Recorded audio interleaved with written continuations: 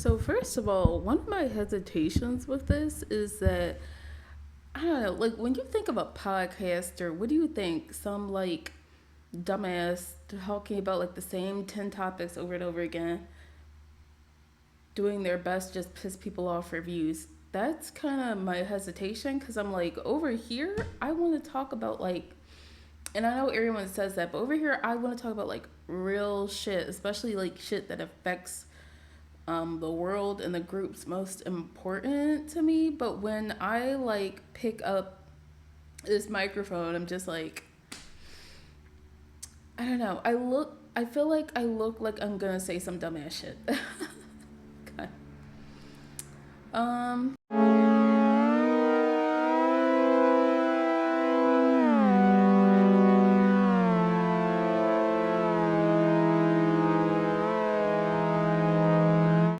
so this is probably your first time hearing from me, unless you know me like online or IRL or something.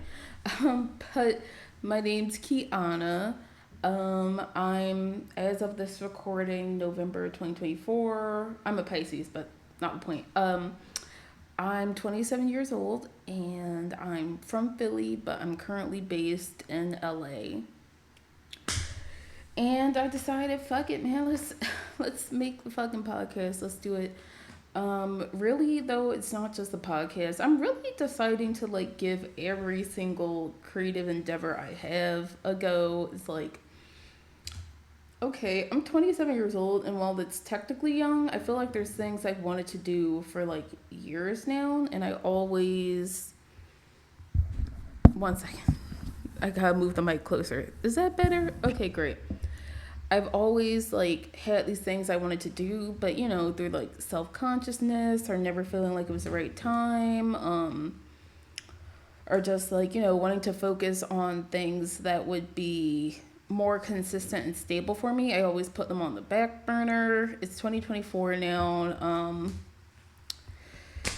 You look around and it's kind of like, well, damn, might as well. I mean, all these jobs aren't fucking secure. A lot of the time, I don't know, I lost my train of thought there for a second. Oh, this is getting off to a great start, right? Yeah, so like these jobs aren't really secure, and a lot of creatives are finding success just going for it. And then kind of coming back to the idea of right times.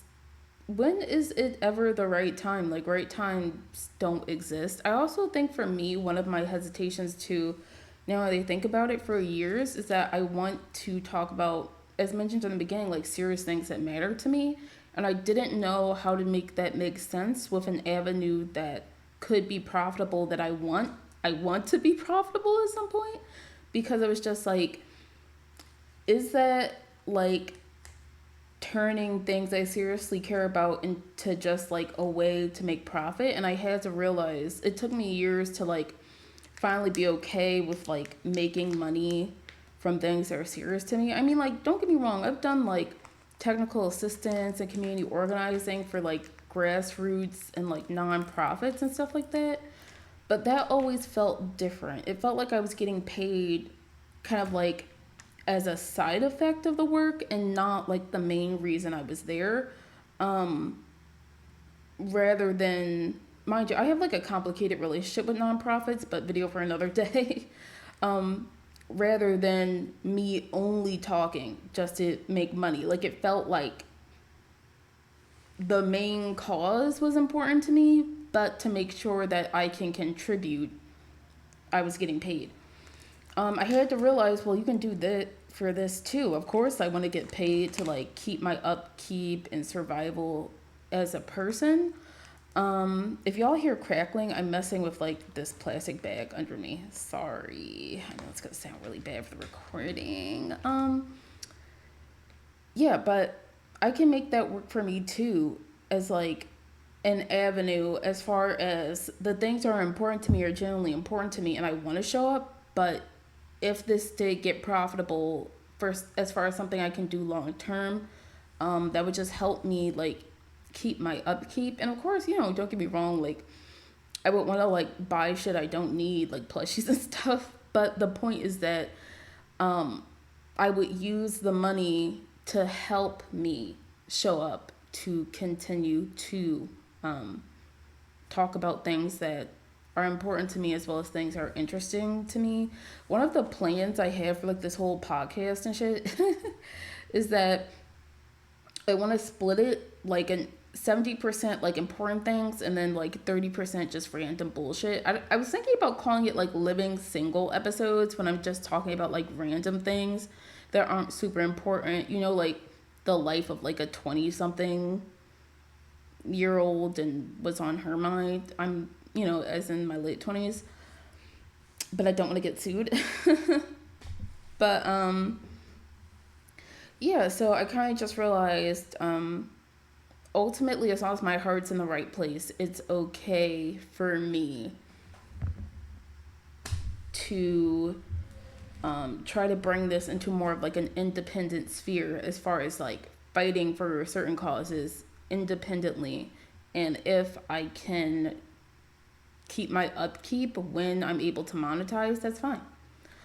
Um, Another story for another day, but I would really love to like talk about how that concern even got built into me. There's so many things I want to talk about on here. Um, I want to go into like the woke book years, which is a whole thing, and like my time as a lived experience advocate, which I loved. Even during the bad times, that was probably one of the highlights of my life so far, when I was a lived experience advocate. And how me and my soapbox got acquainted, like going into that lived experience of, as we call it, like marginalization, like the things that happened to me coming up and in my early adulthood and even like, you know, recently, as well as like just those things that are always going to be a constant, like me, like as a black woman, and like how that works out in this society. um so yeah, I think that's kind of where I want to go with it, and I want to like feature people on here. But I also think, case in point, I don't know if this episode is really going smoothly or not. What I would really like to do is feature people to have that like conversation aspect too, because on these things, on these topics, I definitely think like having that like back and forth would be good, which would require like featuring people and stuff like that. But yeah, let's get into a little bit of my history since we're talking anyway. So I think I said before, I'm originally from Philly. I'm currently based in LA. Um, when I was coming up in Philly, I came up in a very traditional, you know, low income neighborhood. I grew up in Section 8.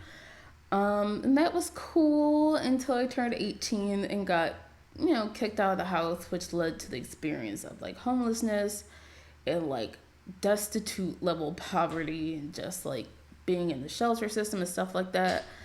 Um, but you know, from there, I was able to get things together, and I was able to get jobs from just like, you know, doing little stuff here and there until I found advocacy work, which I really loved.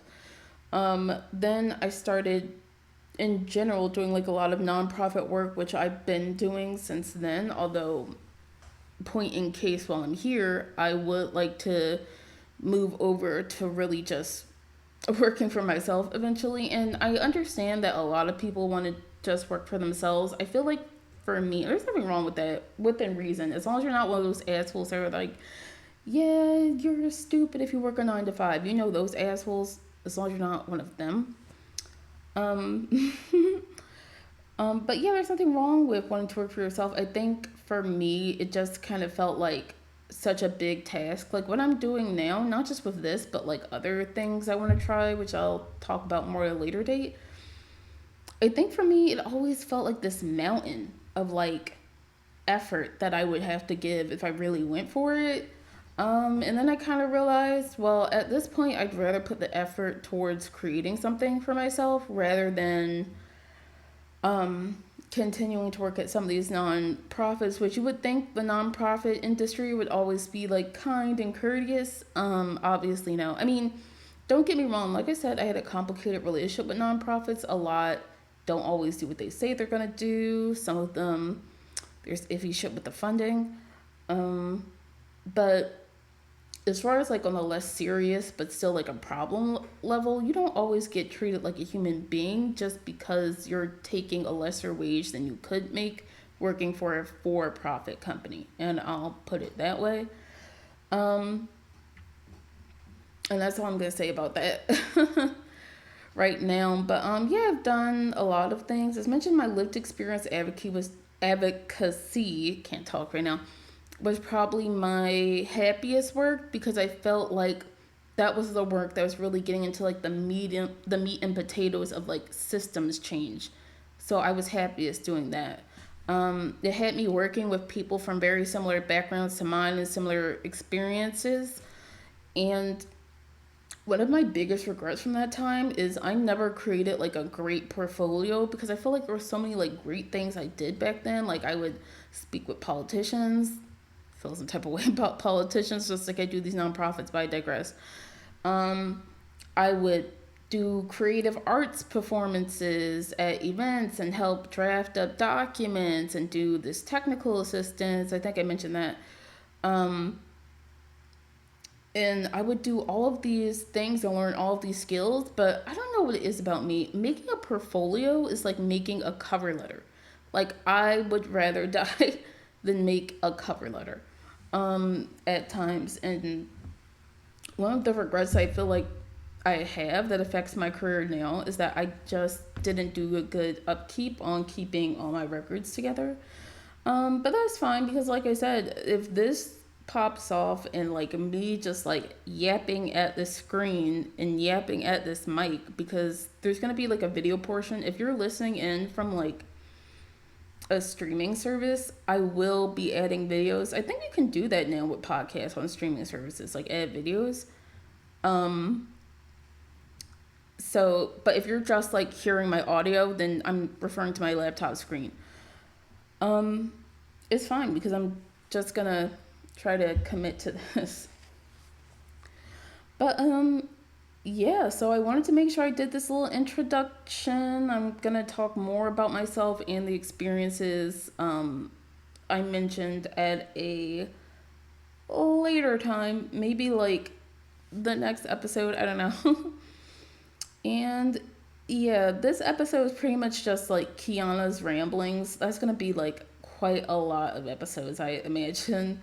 But even if it's not like great, I think it goes back to that old saying about just put yourself out there, even if you were like, oh my god, this sucks. I That's actually another thing. I have like very deep seated self esteem issues when it comes to putting myself out there. Once again, we'll get to that. We'll get to that later. I don't want this to be too long. But yeah, I just wanted to allow me to introduce myself. And I think I did that.